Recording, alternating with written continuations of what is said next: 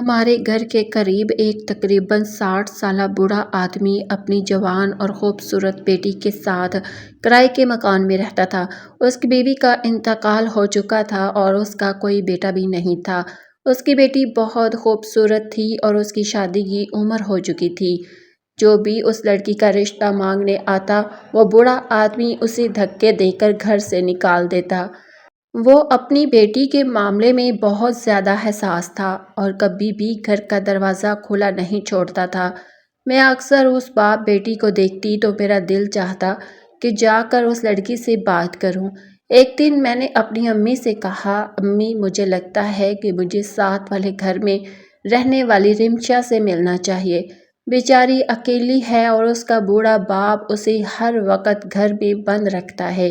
امی نے کہا، بیٹا یہ لوگ بہت عجیب ہیں، تم خبردار۔ جو ان کے گھر گئی۔ محلے کے کئی لوگ اس کی بیٹی کا رشتہ مانگنے گئے تھے مگر وہ سب کو دھکے دے کر نکال دیتا۔ ضرور اس کے پیچھے کوئی وجہ ہوگی، مجھے تو کچھ گڑبڑ لگتی ہے۔ امی کی بات سن کر میں سوچ میں پڑ گئی۔ میں نے محلے والوں سے بھی پوچھا تو انہوں نے بھی اس آدمی کو عجیب بتایا۔ ایک آنٹی نے کہا، مجھے لگتا ہے یہ باپ بیٹی نہیں بلکہ کوئی اور ہی بات ہے۔ یہ آدمی اپنی بیٹی سے کسی کو ملنے بھی نہیں دیتا۔ یہ سن کر میں پریشان ہو گئی اور سوچنے لگی کہ ضرور اس کے پیچھے کوئی بڑی وجہ ہوگی، مگر آنٹی نے کہا، بیٹا کوئی خاص بات نہیں، آج کل زمانہ ہی خراب ہے، تم ان لوگوں سے دور ہی رہو۔ اب میرے دل میں تجسس اور بڑھ گیا تھا اور میں کسی صورت اس معاملے کو چھوڑنا نہیں چاہتی تھی۔ ایک دن جب میں اس کے گھر کے سامنے سے گزر رہی تھی تو اندر سے رونے کی آواز آئی۔ میں دروازے کے قریب جا کر کھڑی ہو گئی اور کان لگا کر سننے لگی۔ واقعی ایک لڑکی رو رہی تھی۔ میں نے دروازہ کھٹکھٹایا تو وہی بوڑھا آدمی باہر آیا۔ اس کے چہرے پر غصہ تھا۔ اس نے کہا، کیا بات ہے؟ میں نے کہا، انکل معاف کیجیے گا، آپ کے گھر سے کسی کے رونے کی آواز آ رہی تھی، اس لیے میں پریشان ہو گئی۔ مجھے لگا شاید مدد کر سکوں۔ وہ غصے سے بولا، مجھے کسی کی مدد کی ضرورت نہیں، تم ہمارے معاملات سے دور رہو۔ یہ سن کر میں دل میں سوچنے لگی کہ یہ کتنا بدتمیز آدمی ہے۔ میں گھر آ کر امی کو سب بتانے لگی تو وہ مجھ پر ناراض ہو گئی اور کہنے لگی، میں تمہارے ابا کو بتاؤں گی، تم بلا وجہ لوگوں کے معاملات میں پڑ رہی ہو۔ تم ان کی کیا مدد کر سکتی ہو؟ میں خاموش ہو گئی مگر دل میں ارادہ کر لیا کہ میں اس لڑکی سے دوستی ضرور کروں گی، شاید میں اس کی زندگی بہتر بنا سکوں۔ ایک دن میں اپنی سہیلی صباحت کے گھر گئی جس کا گھر اسی محلے میں تھا۔ میں نے اس سے کہا، چلو چھت پر چلتے ہیں کیونکہ اس بوڑھے کا گھر تمہارے گھر کے ساتھ جڑا ہوا ہے اور وہاں کا صحن چھت سے نظر آتا ہے۔ یہ دیکھ کر میں خوش ہو گئی مگر صباحت نے کہا، اس میں خوش ہونے کی کیا بات ہے؟ میں نے کہا، اب میں اس لڑکی سے دوستی کر سکوں گی۔ میں نے اسے ساری بات بتائی اور کہا کہ مجھے لگتا ہے اس لڑکی کو ہماری مدد کی ضرورت ہے۔ یہ سن کر صباحت گھبرا گئی اور کہنے لگی، تمہیں پتہ ہے تم کیا کہہ رہی ہو سکتا ہے وہ باپ بیٹی نہ ہوں بلکہ میاں بیوی ہوں، اس لیے وہ اسے کسی سے ملنے نہیں دیتا۔ میں نے کہا، جو بھی ہو، میں نے اسے روتے ہوئے دیکھا ہے، اسے ہماری مدد کی ضرورت ہے۔ اس نے کہا، بہتر ہے ہم اپنے کام سے کام رکھیں ورنہ ہم خود مصیبت میں پھنس جائیں گے۔ اسی دوران ہم نے دیکھا کہ وہ لڑکی صحن میں آ گئی ہے۔ میں نے اسے اشارہ کیا، پہلے وہ اندر جانے لگی مگر پھر میری بات سن کر رک گئی اور چھت پر آ گئی۔ میں نے اسے سلام کیا اور کہا، میں تم سے دوستی کرنا چاہتی ہوں۔ وہ اداس مسکرا کر بولی، مجھ سے دوستی کر کے کیا تم بھی برباد ہونا چاہتی ہو؟ میں نے کہا، کیوں؟ تم سے دوستی کر کے کوئی برباد کیوں ہوگا؟ اگر تم چاہو تو اپنی ہر بات مجھے بتا سکتی ہو، میں تمہاری مدد کروں گی۔ وہ ہنس کر بولی، میرے باپ نے مجھے گھر میں بند رکھ کر غلط نہیں کیا بلکہ اب لگتا ہے وہ ٹھیک تھا، میں اسی قابل تھی۔ یہ سن کر میں الجھ گئی، وہ عجیب باتیں کر رہی تھی۔ اتنے میں میری سہیلی آ گئی اور کہا کہ میری امی مجھے بلا رہی ہے، تو میں واپس گھر آ گئی۔ لیکن میں نے دل میں فیصلہ کر لیا کہ میں دوبارہ اس لڑکی سے بات ضرور کروں گی۔ وہ عام کپڑے پہنتی تھی مگر اس کے پاس ریشمی اور قیمتی جوڑے بھی موجود تھے۔ میں نے اس سے پوچھا، اگر تمہارے پاس اتنے اچھے کپڑے ہیں تو تم انہیں پہنتی کیوں نہیں؟ میری بات سن کر وہ دوبارہ رونے لگی اور بولی، یہ میں تمہیں پھر کبھی بتاؤں گی۔ اب ان کپڑوں کو پہن کر مجھے خود سے نفرت ہونے لگی ہے۔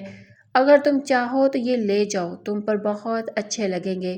میں وہ کپڑے نہیں لینا چاہتی تھی مگر اس کے اصرار پر میں نے ایک سوٹ لے لیا۔ اس نے کہا، یہ اپنے ساتھ لے جاؤ اور جب میں مر جاؤں تو میرے جنازے میں ضرور آنا، خدا کا خوف کرو۔ میں نے کہا، تمہاری عمر ہی کیا ہے، تم مرنے کی باتیں کیوں کر رہی ہو؟ پھر اس نے الماری کھولی، اس میں سے ایک کالی ڈائری نکالی، اسے ایک لفافے میں ڈال کر مجھے دی اور کہا، میرے مرنے کے بعد یہ میرے ابا کو دے دینا۔ میں گھبرا گئی مگر ڈائری لے لی اور گھر واپس آ گئی۔ اس کے پیٹ کا درد بڑھتا جا رہا تھا۔ جب میں گھر پہنچی تو امی نے میرے ہاتھ میں مہنگا سوٹ دیکھ کر پوچھا، بیٹا یہ کہاں سے لائی ہو؟ میں امی سے کچھ چھپا نہ سکی، سو ڈائری کے علاوہ سب کچھ بتا دیا۔ امی یہ سن کر پریشان ہو گئی اور بولی، تم کتنی نادان ہو، میں تمہیں جس چیز سے روکتی ہوں تم وہی کرتی ہو۔ اگر تمہارے ابا کو یہ سب پتہ چل گیا تو کیا ہوگا؟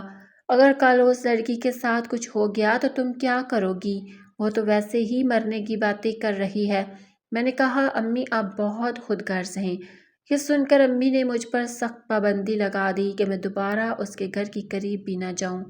میں پچھتا رہی تھی کہ میں نے امی کو سب کچھ کیوں بتایا، مگر زیادہ وقت نہیں گزرا تھا کہ 2 دن بعد ہی اس کے گھر سے موت کی خبر آ گئی۔ پتہ چلا کہ وہ لڑکی جو اپنے باپ کے ساتھ رہتی تھی انتقال کر گئی ہے۔ یہ سن کر سب حیران رہ گئے۔ محلے والے بھی سوچ میں پڑ گئے کہ ایک جوان لڑکی اچانک کیسے مر سکتی ہے۔ لوگوں کو شک ہوا کہ شاید اس بوڑھے کا اس میں ہاتھ ہے، اس لیے سب لوگ اس کے گھر جمع ہو گئے۔ میرے ابا بھی وہاں گئے۔ انہوں نے اس بوڑھے سے پوچھا، تم نے اپنی بیٹی کی شادی کیوں نہیں کی اور اس کی موت کی کیا وجہ ہے؟ بوڑھا رونے لگا اور کہنے لگا، میری بیٹی خود شادی نہیں کرنا چاہتی تھی اور جب لوگ بار بار آتے تو مجھے غصہ آ جاتا تھا۔ وہ موت کی وجہ نہیں بتا رہا تھا، اس لیے پولیس کو اطلاع دی گئی۔ یہ سن کر بوڑھا بہت تڑپنے لگا اور کہنے لگا، میں اپنی بیٹی کی لاش کی بے حرمتی نہیں ہونے دوں گا۔ وہ قدرتی موت مری ہے، مگر لوگوں نے کہا کہ مکمل تفتیش ہوگی اور پوسٹ مارٹم کیا جائے گا تاکہ حقیقت سامنے آ سکے۔ آخرکار لاش کو ہسپتال لے جایا گیا۔ پوسٹ مارٹم کے بعد پولیس نے بوڑھے کو بے قصور قرار دے دیا، مگر سب لوگ اصل حقیقت جاننا چاہتے تھے۔ چند دن بعد مجھے وہ ڈائری یاد آئی۔ میں نے سوچا کہ یہ اس کی امانت ہے، مجھے اس کے باپ کو دے دینی چاہیے، مگر جب میں اس کے گھر گئی تو وہاں تالا لگا تھا۔ معلوم ہوا کہ وہ وہاں سے جا چکا ہے اور اب ایک بڑا گھر لے کر کاروبار شروع کر چکا ہے۔ یہ سن کر میں حیران رہ گئی کہ بیٹی کی موت کے بعد وہ کیسے امیر ہو گیا۔ میں نے سوچا کہ اب ڈائری خود ہی پڑھ لیتی ہوں۔ جب میں نے اسے کھولا تو میرے ہوش اڑ گئے۔ اس میں لکھا تھا، ابا جان مجھے معاف کر دینا، میں ایک لڑکے دانیال سے محبت کر بیٹھی تھی۔ وہ ایک امیر گھرانے سے تھا، اس کی باتوں میں آ کر میں اس کے ساتھ چلی گئی، مگر وہ مجھے صرف استعمال کرنا چاہتا تھا۔ اس نے میری عزت لوٹنے کی کوشش کی اور پھر مجھے ایک ہیرے کی چین دے کر چھوڑ دیا۔ میں نے سنا تھا کہ ہیرا نگلنے سے انسان مر جاتا ہے، اس لیے میں نے وہ چین نگل لی، مگر میں نہیں مری۔ میں اس بوجھ کے ساتھ زندہ نہیں رہ سکتی تھی، میرے پیٹ میں شدید درد رہتا تھا۔ میں نے کسی کو سچ نہیں بتایا، اگر یہ بات ظاہر ہو جاتی تو آپ کی عزت خراب ہو جاتی۔ اب شاید میں مر چکی ہوں، خدا کے لیے مجھے معاف کر دینا، تمہاری بیٹی ارم شاہ۔ یہ پڑھ کر مجھے اس لڑکی کے دکھ کا اندازہ ہو گیا۔ آخر میں وہی سوال تھا کہ مجھے یہ ڈائری اس کے باپ کو دینی چاہیے یا نہیں۔